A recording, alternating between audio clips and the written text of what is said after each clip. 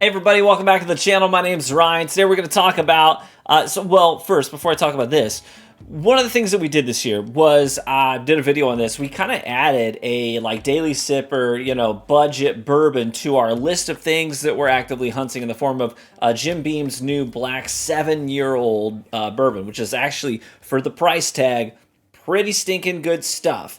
And since that video, I've had a lot of people telling me, hey, Ryan, you really got to check out Green River again. It's passed hands. It's changed ownership yet again, which has happened several times in the history of that label. But it's changed hands. It's now in the ownership of Bardstown Bourbon Company, these folks right here. And so because of that, the quality has considerably gone up while the price point has stayed the same. So they're like, hey, you've got a new bourbon for your daily sippers. You got to revisit Green River's rye whiskey. $35 is the MSRP for that bottle. That's what you'll pay for it. If you go to the store, you see it on that shelf for $35. So extremely approachable in terms of like a budget, in the budget department. But is it good? Is it worth picking up now? I have had Green River before and was just genuinely not impressed. Just thought it was kind of bland. So I'm told I got to give it another shot. So we're going to do that today. We'll see if it's worthy of sitting next to the Jim Beam 7-year black label on your shelf in your daily sipper category. So I'm going to go ahead and pour this, let it open up a little bit, and then I'm going to talk just a little bit about this label because I think that there's some value in talking about the history here. So Green River, the name of that brand, pretty old. It goes back to 1885 when it was founded, and it had a lot of initial success. In fact, the original owner of the distillery was one of the first that was really good at going out there and promoting their brand. Other people like Colonel E.H. Taylor was well known for this exact same thing, really taking branding and promotion to the next level within the industry. So John McCulloch did the same thing as E.H. Taylor, went out there, promoted his brand, Green River, and they had some pretty big initial success. So they had this tagline, this slogan that they latched onto where it said they were the whiskey without regrets. And that really caught on. People really vibed with that. But here's the problem. One of the things we take for granted today, I feel like, as consumers, because we didn't live during these times, but we think of legacy distillers and we just kind of take it for granted that they're there, that they've always been there. They're sort of the dinosaurs of the industry, slow, plodding, just always consistent. But we take it for granted that they even exist. Frankly, it's a miracle that they do. It's a miracle that any distilleries with heritage that reaches back a couple of 100 years, a couple of centuries is a very impressive feat. Because there's a lot of things that have happened in the history of the whiskey industry that have killed most distilleries. You think of things like wartime. So World War I, World War II, we had these instances where basically the government said, hey, guess what? You gotta stop distilling whiskey. We need you to employ your stills and run your stills to produce the alcohol that's needed to really help with the war efforts. So a lot of things like antifreeze, all that kind of stuff. There's a ton of different things, even things like tires that require the distillation process, and they needed a ton of resources for these wars, and they basically forced the distilleries, like, you got to stop making money on whiskey. We'll pay you. It's not what you're used to making, but we will pay you, but you have to produce the things that we need for the war. So a lot of distilleries could not keep up, and some distilleries didn't get contracts. And so that there was a wartime prohibition was put in place as well. So they just didn't survive. A lot of distilleries had to shut their doors. And then, of course, we actually had prohibition where they didn't even think, the whiskey industry didn't fight prohibition because they're like, there's literally no shot the government will pass an amendment to the Constitution that says people can't buy alcohol. And then they did. And then they're like, you got to be kidding me. It actually passed.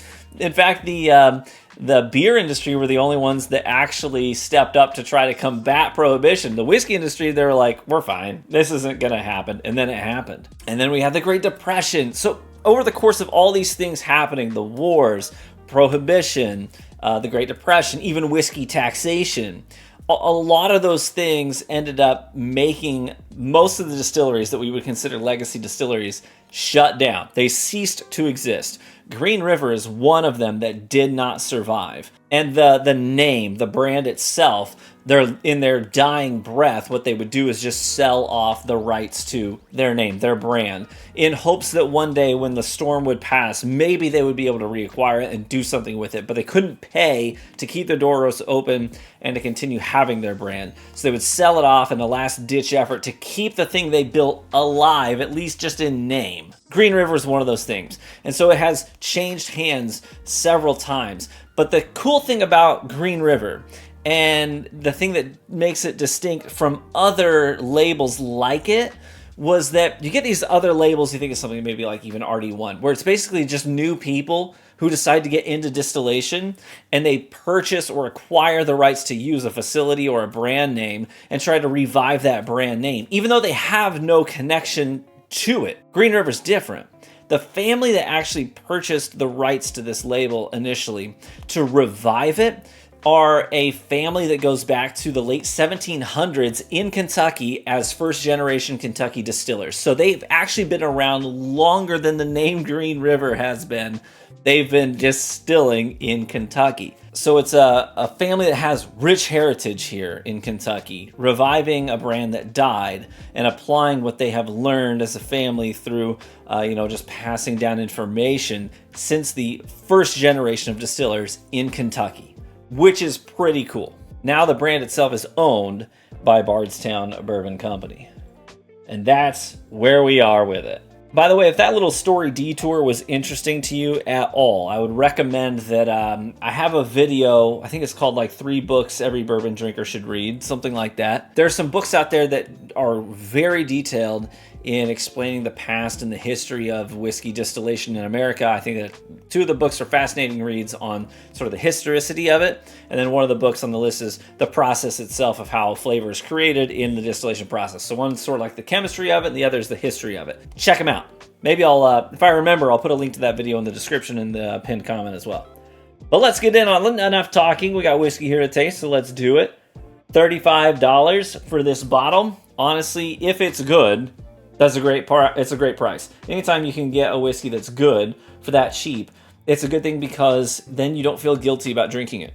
You can buy it, put it on your shelf, and you can pretty liberally take pours from it and not worry about it's rare, what you had to go through to get the bottle, how much money it cost you. You don't have to worry about that at all. So this comes in at 95 proof, by the way, 47.5% alcohol by volume, 95 proof. And you're looking at barrels that are 4 to 6 years old in here, so minimum of 4 years. Now, one of the things that I find interesting about this is it's a 95.5 mash bill, so it's not like a lot of your high corn Kentucky ryes tend to be. It's leaning hard into the rye there with a 95.5. Let's get in here on the nose.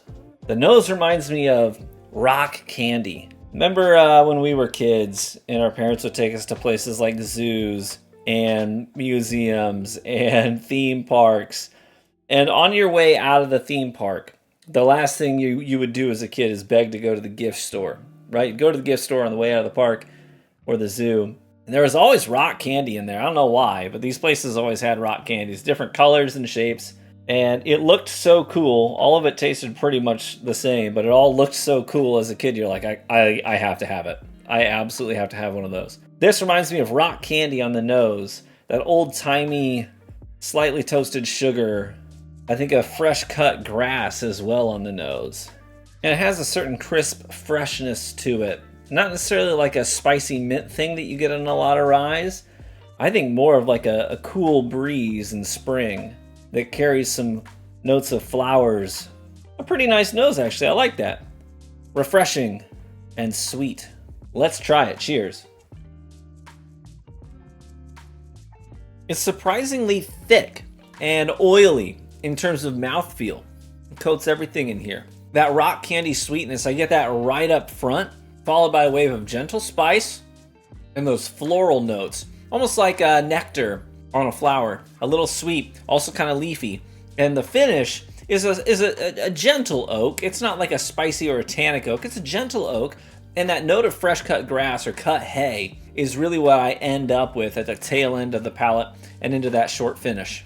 Sweet, floral, crisp and refreshing. But look at how thick these runs are running down the side of the... You see those big drops? Look at all those.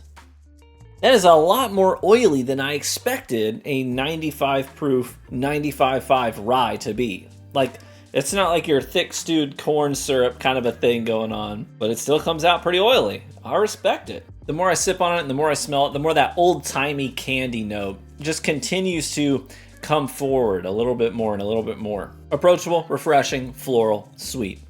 Yeah. Hey, what do I think of that? I think it's a lot better than I remember Green River being. And there's some debate over what actually changed with the ownership change. Did the juice itself get modified? I don't know definitively. But I can say that that's better than I remember it being. And there's more than just like, is the distillate different? There's other parts of the process that could change the overall flavor profile as well, beyond just distillation itself. Things like warehouse influence, the barrels that you're blending, what the ages are and the ratios of barrel to barrel, all that stuff plays a part in how the final product turns out, even if the distillate itself is identical to the distillate you were drinking 3 years ago. All in all, I gotta say, for $35, that's really drinkable. Yeah, I like that. Does it stand out as a remarkable experience? I don't think so. But is it bad or bland? No, it has a pretty core sense of identity. It's a cohesive package. It's a sip that works. And for 35 bucks, I think it's pretty good. Yeah, I think if I were to give this a score per my scale, taking into consideration the price point, it's going to get a lot of points just for being really affordable and really approachable. Like, you're not going to have any competition going to the store to buy a bottle of this, right? It's going to be readily available and it's going to be affordable. And that is definitely going to earn it some points. So, considering the sip and the price, everything we know about it, I think if I were to give this a score per my scale, I think I'd say that's a 6.7. That's pretty good. I think decent is a little bit of an understatement. It's better than decent. It's pretty good. Yeah. I would maybe buy this if I were you. I happen to be a fan of ryes. I like ryes. And for that reason, I think this is something that would be really easy to keep on my shelf. I have other affordable ryes I keep around, like just the Bottled and Bond Old Overholt. That one's good for mixing, whip up a quick cocktail. Rittenhouse as well is a decent one to keep around for mixing. But this is like affordable, lower shelf, and easy to sit by itself, right? No mixing, no ice, no nothing like that. It's just as is. Pretty good. So there you have it. Green River Rye. I'm not doing backflips, but I'm not mad about that at all. I could drink that anytime. Super, super easy to crush. And pretty easy to buy and get your hands on. But let me know in the comment section if you have had Green River Rye since the the change in ownership, and if you feel like it's different, if you feel like it's better. What do you think of this bottle? Be sure to let me know. Hey, thank you so much for tuning into the video today, and especially a big shout out to my Patreon supporters. Really appreciate each and every one of you for your support. Also, welcome Carol, was our most recent addition to the Patreon. Carol, thank you so much. That's very kind of you. Happy to have you here. Cheers, my friends. May you live richly and get better with age, and I look forward to catching you in the next one. Bye-bye.